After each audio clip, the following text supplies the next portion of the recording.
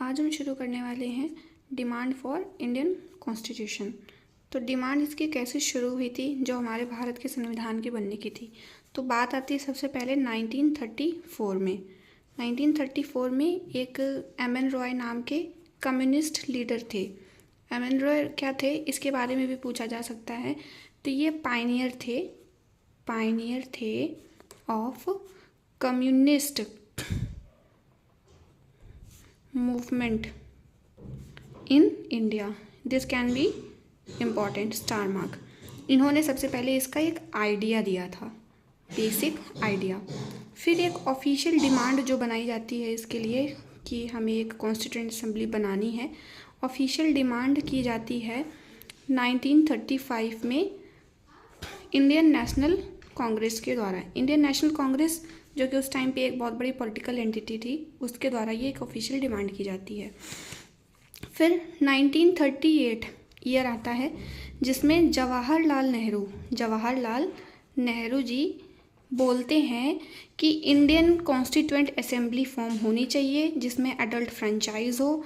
Adult franchise का मतलब होता है कि जो भी वोट देने के योग्य हैं वो लोग उसमें इंक्लूडेड हों, और नो आउटसाइड इन्फ्लुएंस, मतलब कोई भी उनका मतलब सीधा साधा ये मतलब था कि कोई भी ब्रिटिश इंटरफेरेंस नहीं होना चाहिए कॉन्स्टिट्यूएंट असेंबली की मेकिंग में। फिर इसके बाद में 1940 में आता है अगस्त ऑफर के बारे में सबने सुना होगा। अगस्त ऑफर आता है और उसको ब्रिटिश गवर्नमेंट उसमें क्या करती है, ब्रिटिश गवर्नमेंट फाइनली एक्सेप्ट कर लेती है कॉन्स्टिट्यूएंट असेंबली की डिमांड को। ठीक है, फाइनली एक्सेप्ट। फिर आता है 1942 ईयर।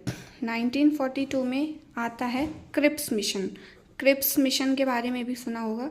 क्रिप्स मिशन आकर के प्रपोजल देता है एक इंडियन कॉन्स्टिट्यूएंट असेंबली का, मतलब प्रपोजल देता है, जो कि मुस्लिम लीग रिजेक्ट कर देता है। क्यों?